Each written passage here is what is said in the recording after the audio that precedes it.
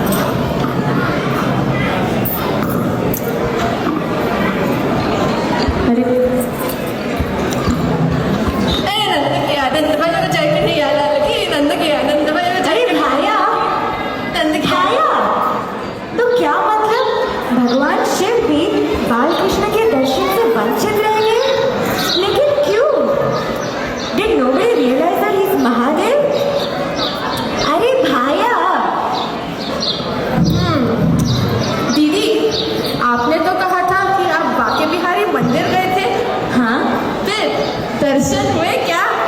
नहीं। आपने तो कहा कि आपके पास वीआईपी पास भी है।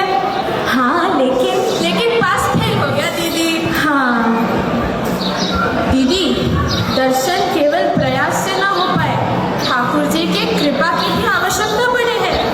लेकिन भैया, हम कैसे प्राप्त कर सकते हैं भगवान की कृपा? केवल उनके शुद्ध भक्तों के माध्यम से दीदी। तो बताइए भैया, महादेव ने ऐसा क्या किया कि उन्हें बालकृष्ण के दर्शन मिले? आप यहाँ से हिमालय जाने के प्रयास कर रहे थे ना, और वहाँ हिमालय में भगवान शिव ये योजना बना रहे थे कि वे वृंदावन कैसे आ सकते हैं।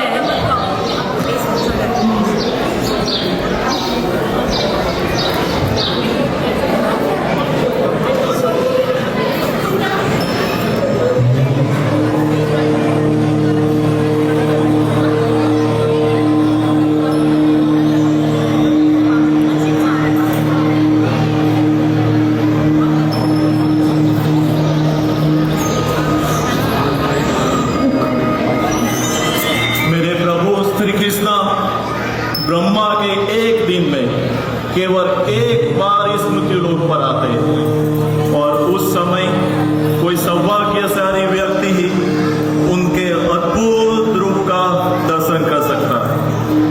मुझे नंद भवन जाना चाहिए और एक बार फिर कोशिश करनी चाहिए। स्वामी, आप कहाँ जा रहे हैं? मेरे प्रभु प्रकट हो गए पार्वती, मैं उनके दर्शन के लिए जा रहा हूँ। नंद बाबा ने कड़ी सुरक्षा का प्रबंध किया है। आपको पता है ना स्वामी, कोई आपको अंदर प्रवेश नहीं देगा। लेकिन क्यों? आपने स्वयं को देखा है स्वामी। मुझ में ऐसा क्या है जो ठीक नहीं है? कृपया आप इस रूप में मत जाइए स्वामी। ये जटा, भस्म और सर्पों को धारण कर, वरना नंद बाबा के घर में आपको प्रवेश नहीं मिलेगा। ये तो मेरा सुझाव है, बाकी जैसी आपकी इच्छा स्वामी। लेकिन जब हम अपने भगवान के दर्शन के लिए जाते हैं, तब जैसे हैं वैसे ही जाते हैं। हम कोई दिखावा नहीं करते। फिर मुझे अपने वस्त्र क्यों बदलने चाहिए?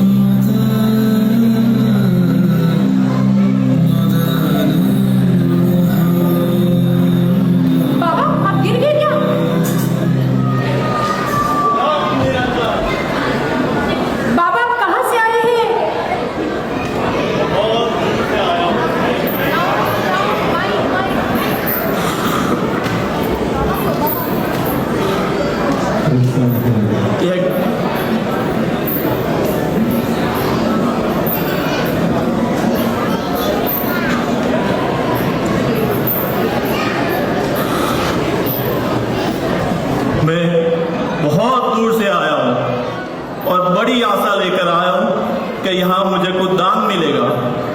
हाँ हाँ बाबा, हमारे नंद बाबा और यशोदा मैया बहुत उदार है और मुझे ऐसे लगता है आप पूरी तरह से संतुष्ट होने वाले हैं।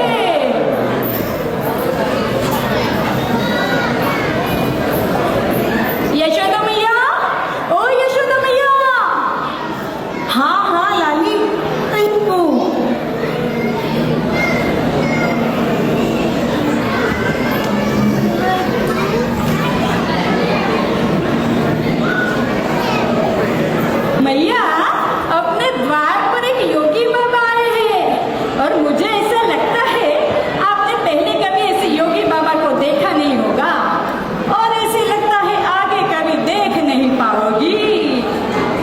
अच्छा, तो फिर मुझे चल के देखना चाहिए।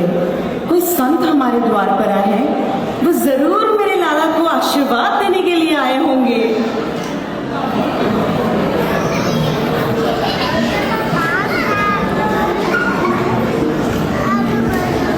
सौभाग्य बाबा, आप कहाँ से आए हैं? मैं बहुत दूर से आया हूँ, मैं कैलाश से आया हूँ। भोजन पाओगे बाबा? मैं इसका क्या करूंगा मैया? आज मैं स्वादिष्ट भोजन करूंगा, कल फिर मुझे भूख लगेगी। माफ कीजिएगा बाबा, मैं आपकी दक्षिणा लाना तो भूल ही गई। अरे मैया, मुझे देखो, क्या आपको लगता है मैं यहाँ किसी दक्षिणा के लिए आया हूँ? और इस संसार में कौन धन से संतुष्ट है मैया? अच्छा, इसका मतलब आपको मुझे सोने के आभूषण चाहिए? हाँ, आभूषण, लेकिन साधारण आभूषण नहीं। मैं वृंदावन का असली आभूषण देखना चाहता हूँ। असली आभूषण? हाँ, मैंने सुना है कि आपको एक पुत्र हुआ है। हाँ बाबा। कृपया मुझे अपने लल्ला के दर्शन कराइए, मुझे और कुछ नहीं चाहिए।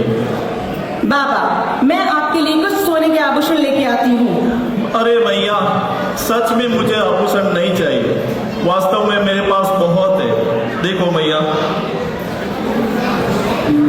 मेरे लिए केवल ये पत्थर के टुकड़े हैं। बाबा, इसका मतलब आप कोई मायावी है या कोई राक्षस? मैं इतना ही दे सकती हूँ। ये लेना है तो लीजिए और अपना रास्ता पकड़िए। अरे मैया, इतनी निर्दयी मत बनो। बाबा, आपने अपना रूप देखा है? मुझसे वृद्ध महिला आपसे डर रही है। आपने सोचा है मेरा नन्हा सा गोप देख सर्पों की जयमाल डर जाएगा मेरा लाल? मैया, चिंता मत करो, तेरा लल्ला कभी भी सांप से नहीं डरेगा। वो तो एक सांप पर सोता है और भविष्य में अपने जीवन में वो बड़े सांप पर नृत्य करेगा। बाबा, वो किसी सपेरे का बेटा नहीं, गोप का लाला है। ब्रज में बहुत से बालक हैं, जाइए और जाके उनका दर्शन कर लीजिए। अरे मैया, लेकिन आनंद तो तेरे लल्ला के दर्शन से ही मिलेगा, क्योंकि वो आनंद का स्रोत है। मैं कहीं नहीं जाने वाला मैया। एक बार मैं यहाँ ध्यान के लिए बैठ जाऊं तो पूरा नंदगांव मुझे हिला नहीं सकता। मैं यही धुनी रमाऊंगा और यही बैठा रहूंगा। बाबा, आप धुनी रमाएं या धुना, मैं अपने लाला के दर्शन नहीं करवाऊंगी। ठीक है, ठीक है। कम से कम जब अपने लल्ला को द्वार से बाहर लेकर आओगी उस समय। नंद भवन में बहुत से द्वार है और जिस द्वार पर आप बैठे होंगे उस द्वार से मेरा लाला कभी नहीं जाएगा। ठीक है, मैं खिड़कियों से झांकूंगा, उसको दूर से देखूंगा। नंद भवन मैं नंद भवन की सारी खिड़कियां बंद रखूंगी। अरे मैया, कम से कम वो एक दिन खेलने के लिए तो बाहर आएगा। मैं उसके सारे सखाओं को नंद भवन में बुलाऊंगी। लेकिन वो कम से कम पढ़ने के लिए गुरुकुल तो जाएगा उस समय। मेरा लाला गुरुकुल भी नहीं जाएगा, मैं उसे अनपढ़ रखूंगी। अरे मैया, लेकिन वो अपनी शादी के दिन तो बाहर आएगा, है ना? बाबा, मेरा लाला घोड़ी नहीं चढ़ेगा, मैं उसका ब्याह भी नहीं रचाऊंगी। आप यहाँ बैठो, मेरे पास बहुत से काम है। राम राम। अरे मैया, क्या शादी नहीं कराओगी? मैं क्या बताऊँ आपको? भगवान अपने जीवन में कितनी शादियां करेंगे, प्रभु की लीला प्रभु ही जाने। और मैया, मैं भी प्रभु श्री राम का ही भक्त हूँ। जय श्री राम।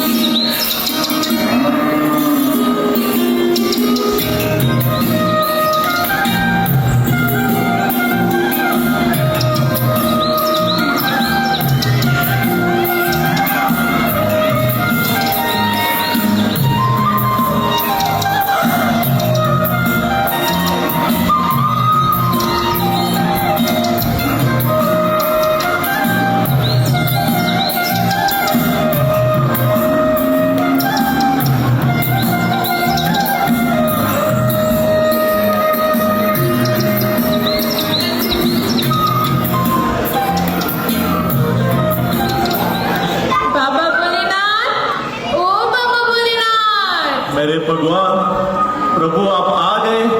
मैं आपको ही याद कर रहा था। आपको मेरी मदद करनी होगी। मैं क्या कर सकता हूँ? आप क्या नहीं कर सकते प्रभु? हम भी गए थे नरसिम्हा देखने के लिए। आप सब कुछ कर सकते हो प्रभु।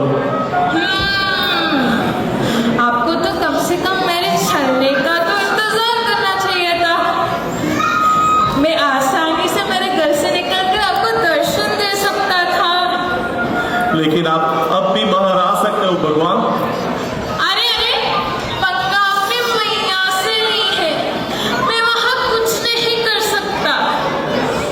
मैं असहाय हूँ प्रभु। सच में बोलते हुए मैं ही बेबस हूँ। मैं चल नहीं सकता, बात नहीं कर सकता और कुछ नहीं कर सकता। प्रभु कृपया मुझसे इस प्रकार का प्रयास मत करें। क्या मैं आपको एक रहस्य बोलूं? मैं अपने भक्तों पर नियंत्रण नहीं रखता। वास्तव में वे मुझ पर नियंत्रण रखते हैं। परंतु देखता हूं कि मैं क्या कर सकता हूं।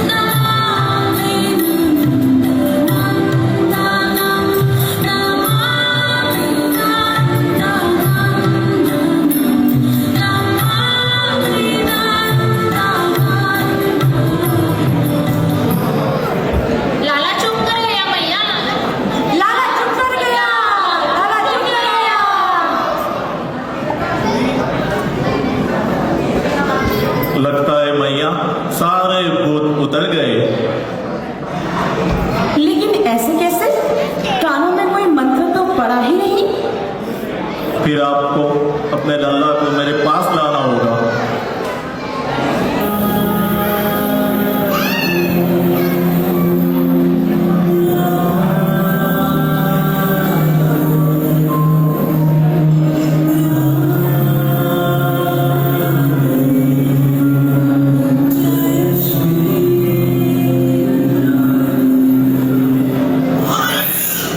भूतनाथ बाबा की जय हो! भूतनाथ बाबा की जय हो! रे रे जोगी नंद भवन में ब्रज में वासो कीजिए। जब जब लाला रोए तब तब दर्शन दीजिए। बाबा, मेरी आपसे विनती है कि ब्रज में ही वास कीजिए। जब भी मेरा लाला रोए तो उसे खुश करने जरूर आइए। ठीक है मैया, लेकिन मेरी भी एक शर्त है। मैं अपने लाला के लिए सारी शर्तें मानने को तैयार हूँ, बताइए। सुना है आप अपने लल्ला के लिए बहुत अच्छे पकवान बनाती हैं और वो थोड़ा ही खाता है, इसलिए जो कुछ भी उसकी थाली में रह जाता है कृपया मुझे दे देना। मैं वचन देती हूँ बाबा, आज के बाद नंद भवन में जब भी मेरे लाला को भोग लगाया जाएगा, उसके बाद आप पहले व्यक्ति होंगे जिन्हें प्रसाद प्राप्त होगा। जय हो! जय हो! जय हो!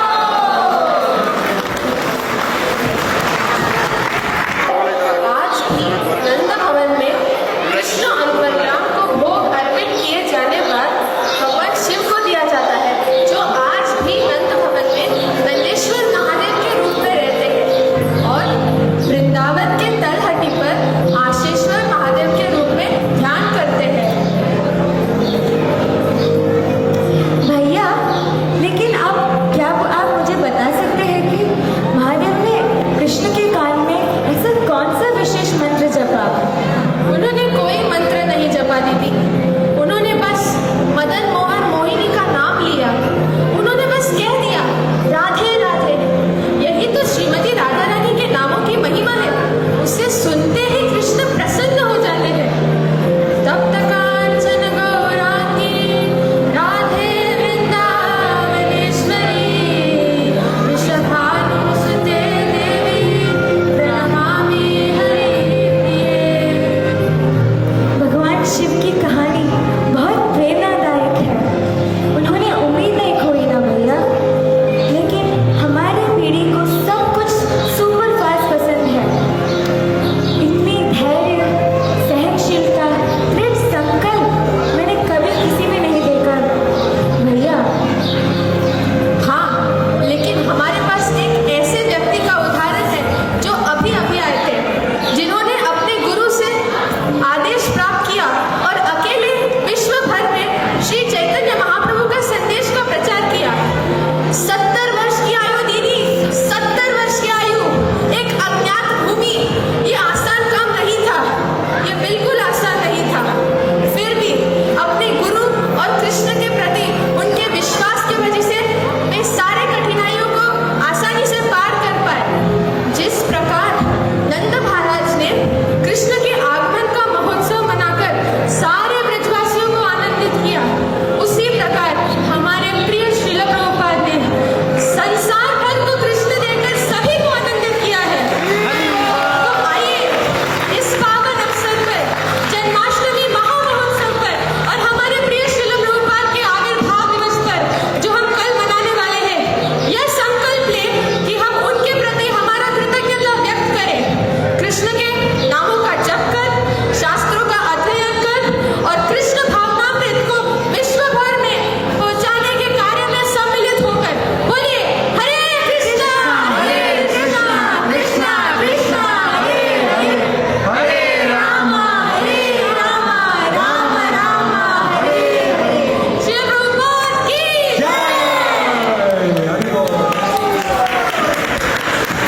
हरे हरे कृष्णा कृष्णा कृष्णा हरे हरे, हरे